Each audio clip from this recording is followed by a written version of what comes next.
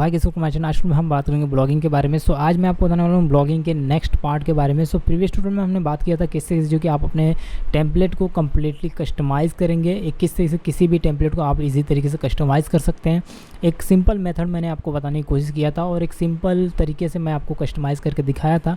तो उस वीडियो को आप देख सकते हैं। अगर आप जो कि कंप्लीट ब्लॉगिंग कोर्स सीखना चाहते हैं, कंप्लीट ब्लॉगिंग सीखना चाहते हैं बिल्कुल फ्री में, तो आप जो कि चैनल को सब्सक्राइब कर लीजिए, क्योंकि कंप्लीट ब्लॉगिंग जो है कि मैं आपके सामने लेके आ रहा हूँ, कंप्लीट वीडियो लेके आ रहा हूँ और एक एक वीडियोस के माध्यम से, सेपरेट वीडियो के माध्यम से मैं आपको कंप्लीट ब्लॉगिंग कोर्स सिखा रहा हूँ। तो चलिए शुरू करते हैं और जानते हैं। यहाँ पे हमने टेम्पलेट को पूरी तरह से कस्टमाइज़ कर लिया है। अब हम बात करेंगे इसकी सेटिंग के बारे में, इसकी सेटिंग कैसे कर सकते हैं और किस तरीके से जो है कि हम इसका इस्तेमाल कर सकते हैं। तो सिंपली अगर हम बात करें तो यहाँ पे हम आएंगे अपने जो कि ब्लॉगर अकाउंट में और यहाँ पे देखेंगे सेटिंग का टैब यहाँ पे देखने को मिलेगा। तो इस सेटिंग के टैब पे सिंपली आपको क्लिक करना है और यहाँ पे मैं आपको बताता हूँ कि क्या क्या चीज़ें जो कि बहुत ही इंपॉर्टेंट है आपकी ब्लॉगिंग करियर के लिहाज से। और अगर आप ब्लॉगर पे काम करना चाहते हो तो बिल्कुल यहाँ पे बहुत सारी चीज़ें हैं जो कि इंपॉर्टेंस है। अगर आप उनकी सेटिंग नहीं करेंगे तो हो सकता है कि मे भी अगर आप आर्टिकल लिखते जा रहे हैं, बहुत सारे कंटेंट दे रहे हैं, बहुत सारे पोस्ट लिख रहे हैं, तो उनका कोई भी मतलब ना बने, कोई भी यूज़ ना हो। तो इसके लिए सेटिंग करना बहुत ही आवश्यक है। तो सिंपली हम क्लिक करेंगे सेटिंग के टैब पे और ये ब्लॉगर का 2.0 वर्जन है, मतलब नया वर्जन है। इसका मतलब ये है कि इसका पैनल थोड़ा सा डिफरेंट आपको देखने को मिलेगा। तो चलिए शुरू करते हैं। सिंपली आप जैसे ही सेटिंग के टैब पे क्लिक करेंगे, यहाँ पे आपको कुछ इन्फॉर्मेशन, बेसिक इन्फॉर्मेशन आपको देखने को मिलेगी। बेसिक इन्फॉर्मेशन का मतलब ये है कि जो बेसिक चीज़ें हैं वो आपको यहाँ पे देखने को मिलेगी। यहाँ पे अपने साइट के टाइटल को, जो कि वेबसाइट का जो भी टाइटल है, जैसे कि यहाँ पे आप टाइटल देख पा रहे हैं, और अपनी साइट पे जब जाते हैं, ब्लॉग पे जाते हैं, तो उसका टाइटल है, जैसे कि स्मार्ट एजुकेशन मैंने रखा है, तो उसका स्मार्ट एजुकेशन टाइटल को आप चेंज कर सकते हैं यहाँ से।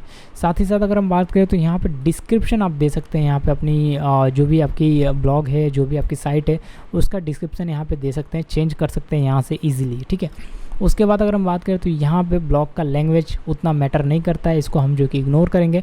ये ऑटोमेटिकली बाय डिफ़ॉल्ट यहाँ पे इंग्लिश सेलेक्ट रहता है। तो आप अपने हिसाब से इसे सेलेक्ट कर सकते हैं, इसे चेंज कर सकते हैं। अगर आप हिंदी रखना चाहते हैं, इंग्लिश रखना चाहते हैं, जो भी यहाँ पे लैंग्वेज लेना चाहते हैं, जिसमें आप कंफर्टेबल फील कर रहे हैं, उसको सिंपली आपको यहाँ पे सेलेक्ट करना है, सेव करना है। जैसे सेव करेंगे ये लैंग्वेज चेंज हो जाएगी, ठीक है। तो ये ब्लॉग लैंग्वेज जो है यहाँ पे हिंदी हो जाएगी। अब मैं आपको ये क्यों बोल रहा था, मैं आपको बताता हूँ। यहाँ पे सिंपली क्या करूँगा, इसे रिफ्रेश करूँगा, मैं आपको बताने की कोशिश करूँगा क्योंकि ये ब्लॉग लैंग्वेज क्यों हिंदी हो जाएगी। आप देखेंगे तो यहाँ पे अभी आप अपनी साइट में देखेंगे तो यहाँ पे ये हिंदी में हो चुका है और यहाँ पे देखिए टिप्पणी लिख रहा है, जनवरी लिख रहा है।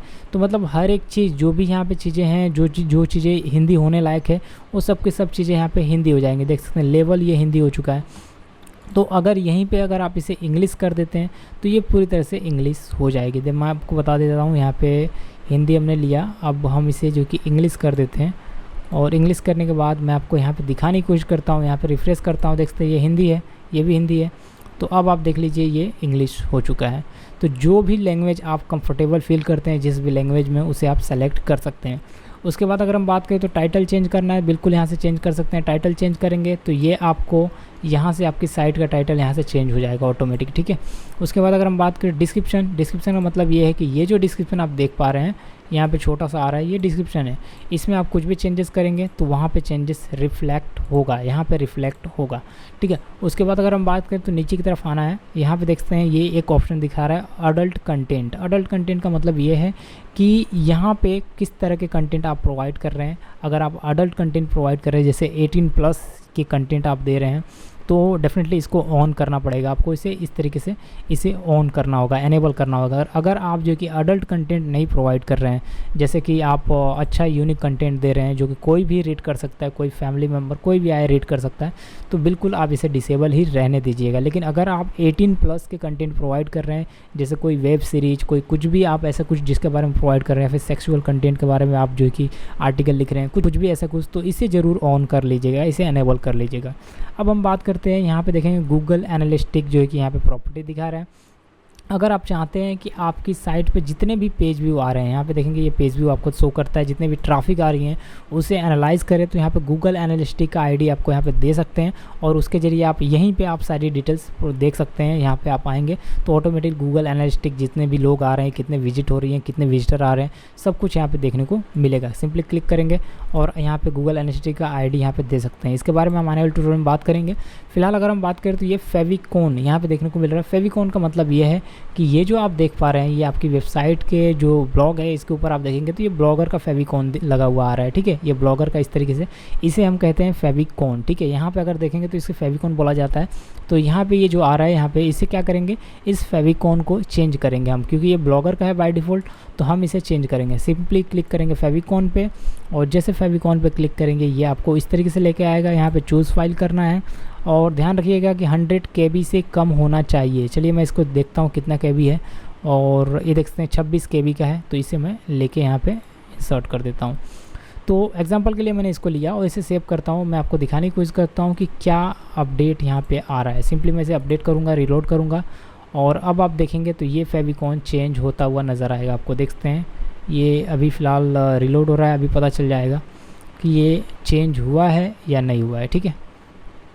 तो अभी नहीं चेंज हुआ है, हो गया है, देखते हैं ये ऑटोमेटिक अपडेट हो गया। तो बिल्कुल थोड़े टाइम बाद ये अपडेट हो जाता है, और यहाँ पे अपडेट हो चुका है। तो इसी तरीके से ये जो फेविकॉन है अब हमारी वेबसाइट में, हमारी साइट का लोगो अब यहाँ पे आएगा, यहाँ पे इंसर्ट हो चुका है। सिंपली अगर हम बात करें तो इसी तरीके से आपको नीचे की तरफ आना है। यहाँ पे प्राइवेसी देख सकते हैं, प्राइवेसी है, इसे एनेबल ही रहने देना है, कुछ भी नहीं करना है। यहाँ पे नीचे आएंगे तो यहाँ पे पब्लिशर का एक अलग से आपको यहाँ पे टैब देखने को मिलेगा। इस पब्लिशर में आप देखेंगे तो ये आपका ब्लॉग का URL है। अगर आप चाहें तो अपने ब्लॉग के URL को चेंज कर सकते हैं यहाँ से, और यहाँ पे कस्टम डोमेन ऐड कर सकते हैं। अगर आप चाहें तो यहाँ पे कस्टम डोमेन भी लगा सकते हैं। उसके बाद अगर हम बात करें तो नीचे की तरफ आना है, यहाँ पे देखेंगे HTTPS, जो कि आपकी साइट की सिक्योरिटी के लिए बहुत ज़रूरी होता है। तो जो भी आपका ब्लॉग है उसकी सिक्योरिटी बहुत इंपॉर्टेंट है, तो यहाँ पे हमेशा इसे ऑन रहने दीजिएगा। ऑटोमेटिक ये एनेबल रहता है, क्योंकि नया वर्जन है, अपडेट हो चुका है, अपने आप को सब कुछ समझता है कि भाई कहाँ पे क्या रखना चाहिए, किसे एनेबल रखना चाहिए, किसे डिसेबल रखना चाहिए, तो ये ऑटोमेटिक एनेबल कर देता है। उसके बाद अगर हम बात करें तो नीचे आप आएंगे तो यहाँ पे परमिशन का कुछ चीज़ें देखने को मिलती है।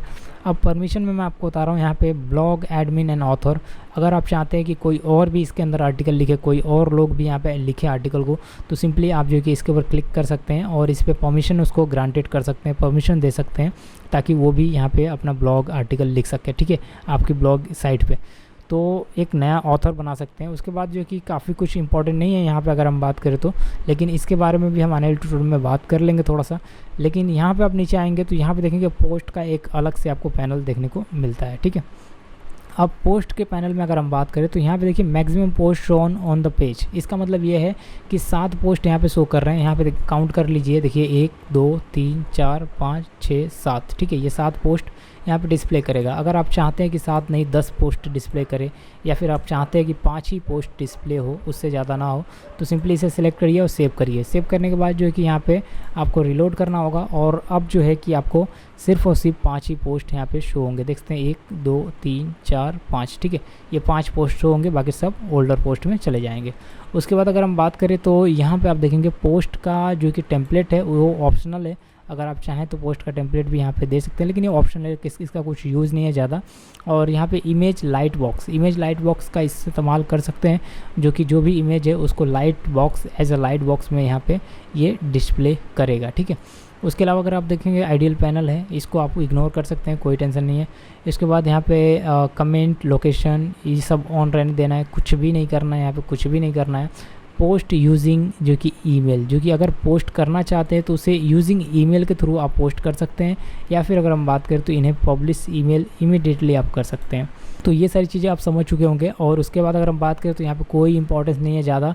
उसके बाद जो मोस्ट इंपॉर्टेंट पार्ट यहाँ पे है ये है आपका टाइम जोन, इसको आपको सिलेक्ट करना ही पड़ेगा। इसको सिलेक्ट कर लीजिए। अगर आप इंडिया से हैं, पाकिस्तान से हैं, नेपाल से है, बांग्लादेश से, किसी भी कंट्री से बिलोंग करते हैं, तो उसके अकॉर्डिंग आप अपना टाइम डेट यहाँ पे सेट कर लीजिएगा, ताकि ज़्यादा बेनिफिट आपको देखने को मिले। तो मैं इंडिया से हूँ तो सिंपली इंडिया का टाइम जोन यहाँ पे सेलेक्ट करने की कोशिश करता हूँ, और यहाँ पे जो कि इंडिया का टाइम जोन हम फाइंड आउट कर लेते हैं। तो देखते हैं ये इंडिया का आ चुका है यहाँ पे, और ये इंडिया का यहाँ पे देखने को मिलेगा, इंडिया स्टैंडर्ड टाइम यहाँ पे देखने को मिलेगा। और लेकिन हम ये कोलंबो का है, हम जो कि इंडिया जो कि कोलकाता का हम यहाँ पे लेंगे। सिंपली सेव करेंगे, और सेव करने के बाद ये जो है कि टाइम जोन यहाँ पे सेट हो चुका है। अब यहाँ पे अगर हम बात करें तो यहाँ पे टाइम फॉर्मेट अगर आप चाहें तो अपने हिसाब से रख सकते हैं, जो भी टाइम फॉर्मेट रखना चाहते हैं। मेरे हिसाब से तो ये भी बेटर है, सबसे बेस्ट है। अपने हिसाब से जो भी आपको लगता है वो सेट कर लीजिएगा। उसके बाद यहाँ पे अगर हम बात करें तो यहाँ पे मेटा टैग, ये बहुत इंपॉर्टेंट है आपकी एसईओ के लिहाज से। अगर हम बात करें तो आने वाले ट्यूटोरियल में हम इसके बारे में बात करेंगे, इसे एनेबल करेंगे और इसकी सेटिंग भी मैं आपको करके दिखाने वाला हूँ। उसके बाद अगर हम बात करें तो यहाँ पे एरर एंड रीडायरेक्ट्स का पेज देखने को मिलता है। ये आपकी अगर वेबसाइट में कोई भी एरर आता है, कोई भी इशू आती है, तो उसे यहाँ से डायरेक्टली रीडायरेक्ट कर सकते हैं। कस्टम 404 को अगर रीडायरेक्ट करना चाहते हैं तो यूआरएल पेस्ट करेंगे और सेव कर देंगे, ठीक है। इसके बारे में मैं आपको बताने वाला हूँ। फिलहाल अगर हम बात करें यहाँ पे क्रॉल्स जो कि एंड इंडेक्सिंग का ऑप्शन आ रहा है, ये भी बहुत ही इम्पॉर्टेंट है। अगर हम बात करें एसईओ के लिहाज से यहाँ पे बहुत इंपॉर्टेंट है, तो इसकी भी सेटिंग मैं आपके आने वाले ट्यूटोरियल में करके दिखाने वाला हूँ। उसके बाद अगर हम बात करें जैसे ही आपका एडसेंस अप्रूव्ड हो जाता है, ये भी बहुत इंपॉर्टेंट हो जाता है। ये सेटिंग अगर हम बात करें मोनेटाइजेशन का टैब जो है, ये बहुत इंपॉर्टेंट हो जाता है जैसे आपका एडसेंस अप्रूव्ड हो जाता है, उसके बाद की बात कर रहा हूँ, ठीक है। तो इसका भी हम इस्तेमाल करके मैं आपको दिखाऊंगा। जैसे एसईओ की सेटिंग करूँगा उसी टाइम इसका भी यूज़ करूँगा। और उसके बाद अगर हम बात करें तो यहाँ पे मैनेज ब्लॉक का टैब देखने को मिल रहा है। अगर आप अपने ब्लॉग को डिलीट करना चाहते हैं तो यहाँ से डिलीट कर सकते हैं। अगर आप बैकअप लेना चाहते हैं तो यहाँ से ले सकते हैं। अगर आप यहाँ पे कंटेंट इंपोर्ट करना चाहते हैं तो यहाँ से कर सकते हैं, ठीक है। तो ये सारी चीज़ें यहाँ पे आपको देखने को मिल जाती है। उसके बाद जो है कि साइट फीड आपको देखने को मिलता है, तो साइट फीड का उतना इंपॉर्टेंस रोल नहीं है यहाँ पे अगर हम बात करें तो ये सारी चीज़ें आपको देखने को मिल रही है। और यहाँ पे देखिए एक लास्ट में सेटिंग देखने को मिल रही है, यूज़र प्रोफाइल, और यहाँ पे देखेंगे यूज़ ब्लॉगर ड्राफ्ट, ठीक है।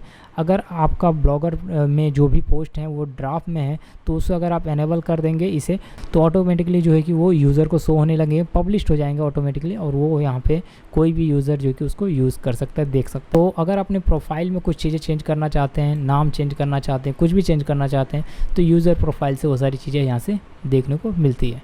सो इस तरीके से ये सेटिंग में आपको ये सारे जो कि यहाँ पे टैब देखने को मिलते हैं, ये सारी सेटिंग देखने को मिलती है, जिसका बहुत इंपॉर्टेंट है। जो चीज़ें मैंने आपको बताया, बहुत सारी चीज़ें ऐसी भी हैं जिनका अगर हम बात करें एसईओ के लिहाज से इंपॉर्टेंट है। तो आने वाले ट्यूटोरियल में मैं आपको इसकी एसईओ करके दिखाऊंगा। मैं आपको बताऊंगा किस तरीके से कंप्लीट एसईओ कर सकते हैं, किस तरीके से जो कि आप इसकी और भी सेटिंग कर सकते हैं, और कैसे जो कि यहाँ पर अपने ब्लॉग को बेटर तरीके से गूगल में इंडेक्स्ड करा सकते हैं। सो आई होप ये ट्यूटोरियल आपको पसंद आई होगी। हम मिलेंगे नेक्स्ट ट्यूटोरियल में, बात करेंगे और भी टिप्स एंड ट्रिक्स के बारे में। तब तक के लिए thanks for watching, bye bye.